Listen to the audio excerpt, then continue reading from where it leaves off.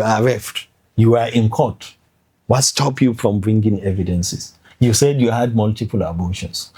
You were induced to do multiple abortions and what have you. But you mentioned a doctor. In her own statement here, she mentioned the name of a doctor.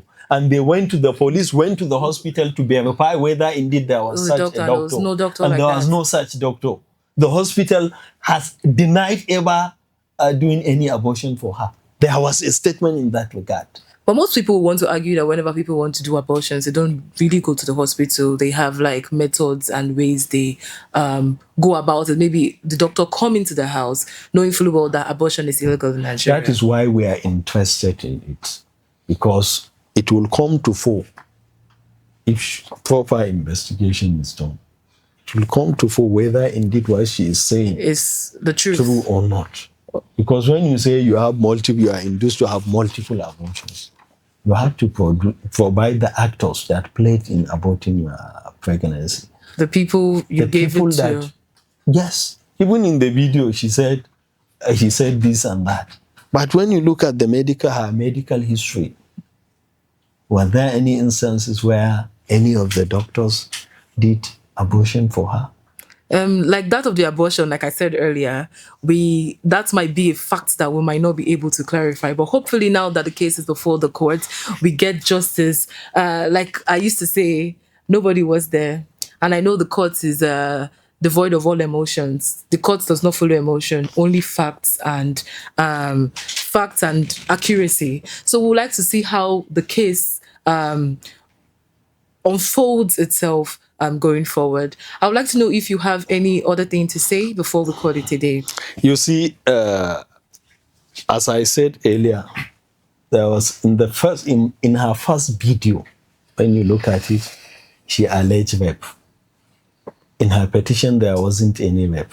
Okay. There was no complaint of rape. Just and physical she battery. Alleged, yes. She also alleged that she has been arrested by the police. And I have demonstrated to you how she was arrested. The only time she was arrested. The circumstances that led to her arrest and who are behind her arrest. And it has nothing to do with all these issues, there is one fundamental thing that you need to understand in criminal investigation, that the public needs to understand. That public need to understand. Whenever there is allegation of wrongdoing, there is a body established by law to investigate that. Okay. Now, have the body established by law, which is the police in this case, have they investigated this matter? Yes. What were their findings regarding the allegation of rape? In the first place, there was no allegation of rape. That was why there was never a charge of rape. So, in the second place, when he was arraigned before the court, because it's a magistrate court, if you have evidence that established offense contrary to what the accused was charged, the magistrate has powers to reframe the charge so that the defendant will face the charge he deserves to face. You are given opportunity to come with the document and evidences to establish all your allegations. In the first sitting, after he took his plea, he was granted bail. In the second sitting, you are given opportunity to bring witnesses. She was not present. She did not come with the witnesses. She came alone. Yes. In the third sitting, she came to court without the witness again. And the following days, they went and reported the matter, saying that the judge will not do justice to her. And at her request, this matter was transferred to another judge. Another plea was taken, bail was granted. After that, she was given opportunity to bring any document, any evidence she has to establish this case. And she has since not brought it. She didn't bring it. What happened the next sitting was she came with we were informed there was a letter, which she denied in her video. There was a letter written to the Inspector General of Police was during this matter, copied to the court. It was on the strength of those letters, which in her video she denied. I have the copies of the letter of withdrawal here with me. You can See, they are all here. It was based on that letters that the petition was, that her case was dismissed. And when she submitted this petition, another interesting thing, she said the petitions were submitted to multiple formation of Nigerian police. First CID Area 10, Office of the IGP Monitoring, and First Intelligence Department, which prompted us to write a letter saying, having regards to the multiplicity of the ongoing investigation, please kindly consolidate this investigation so that one team will investigate. And the IGP mandated all other organs of the police to hands off and hand over the investigation to the First Criminal Intelligence Department. And what have they been able to come up with? Yes, we reported, but even despite the directives of the IGP, the other department of particularly the First Criminal Investigation Department, continued with the investigation. And we submitted because we have nothing to hide on your cupboard. It is the justice that she wants, and we submitted for justice to court. We appeared in court. So far you have been following everything the security agencies want. You've been submitting yourself so far. And she has been the one at the breach of contract. She was there. She was at the police station. She was at the court and halfway abandoned the matter. Come with the evidence. All these things, if she has given the Nigerian police, maybe it would have been helpful for her case, but not to come to the media and be brandishing them on the social media, saying that you are seeking for justice, as if the case has never been investigated and there was never a charge. This case was duly and thoroughly investigated.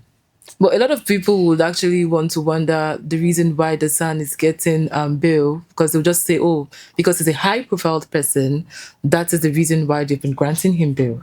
Oh, is the offense not bailable? The offenses that he was charged, they are bailable offenses. There was no rape in the charges. That is, you can go to.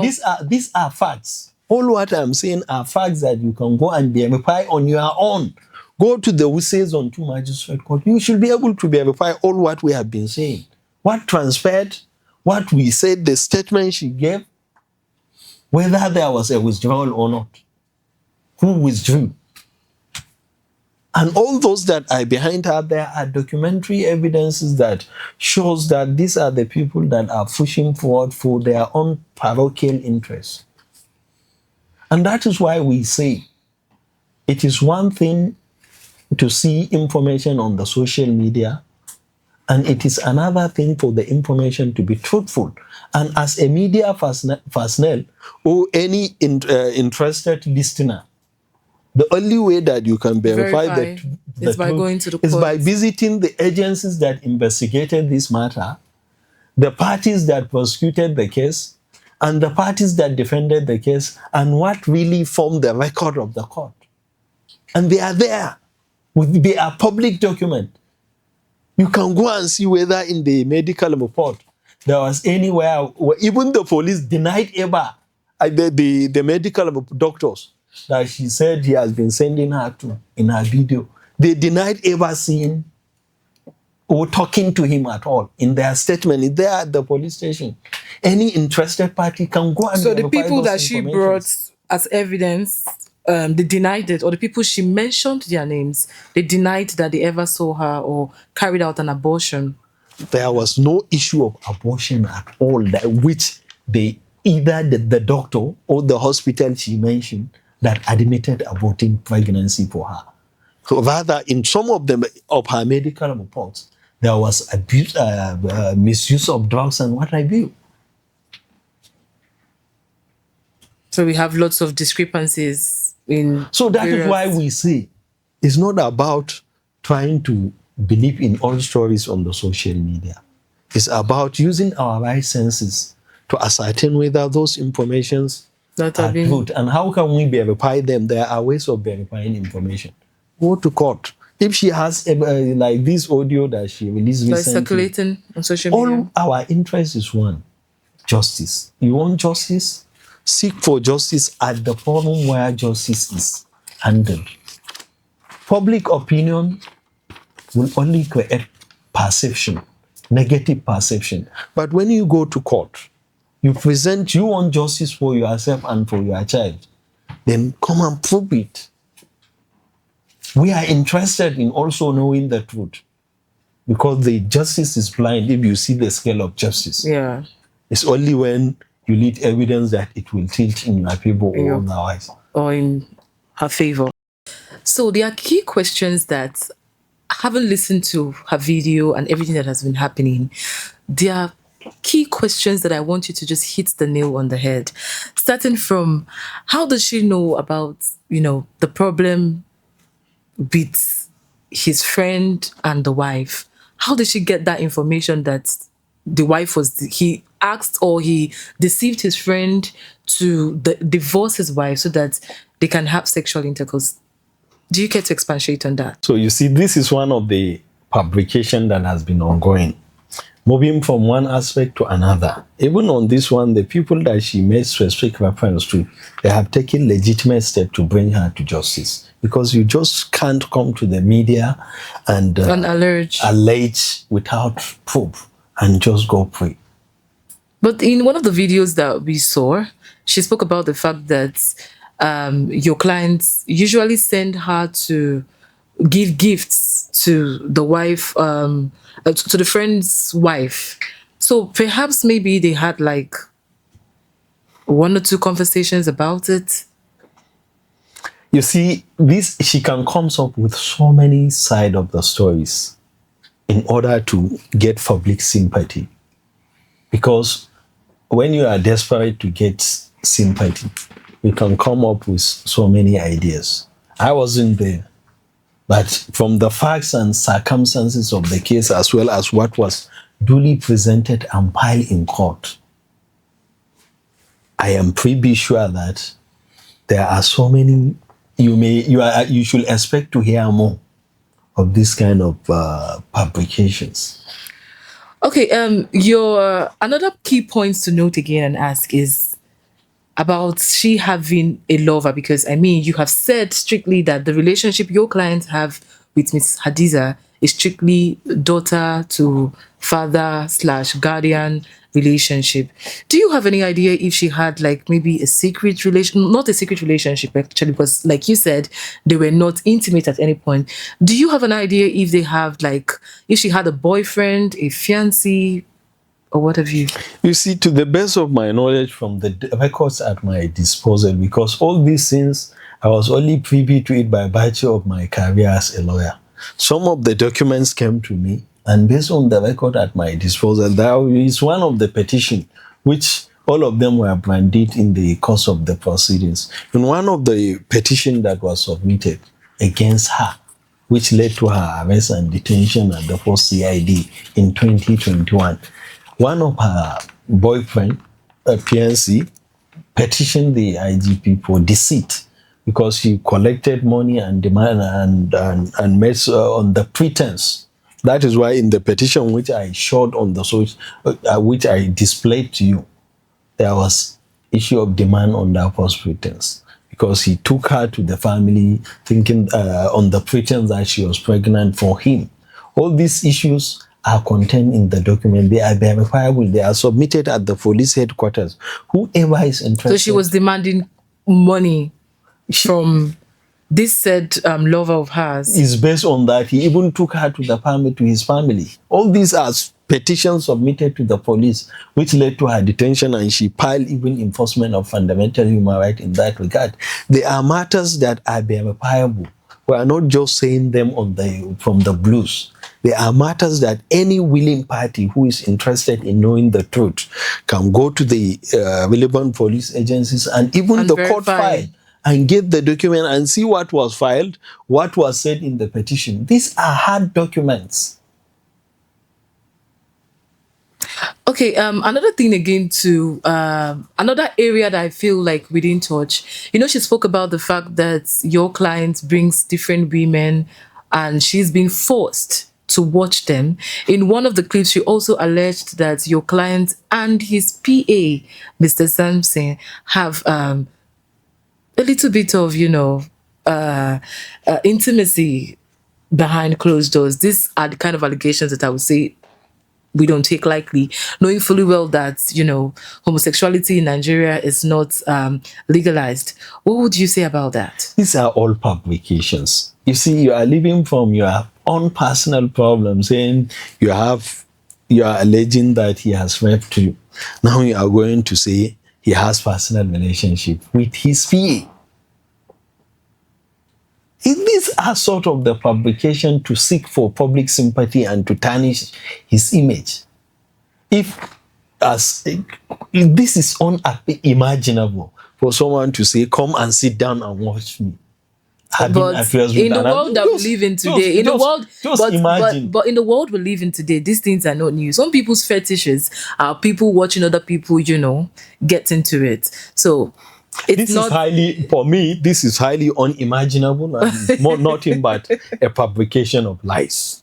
Okay, so speaking about the numerous abortions and the child, and she has opportunity to come and establish her allegation before the court of law, because legitimate steps were taken by the first thing she alleged, Mr. Samson Okfoetu, the personal assistant to Kabiru Tanimu Turaki, has filed a suit against her.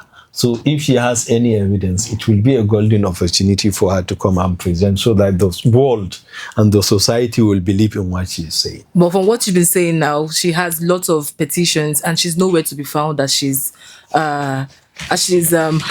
Is that the right word to use? That is the if she's her non-address, if she's there, she doesn't have an address to give this petition. Even her phone numbers, the bailiffs has been making an attempt to reach out to her so that they are not reachable. It's an opportunity for me. I see this an opportunity for her to come and say the truth she has about the relationship, so that the world will know.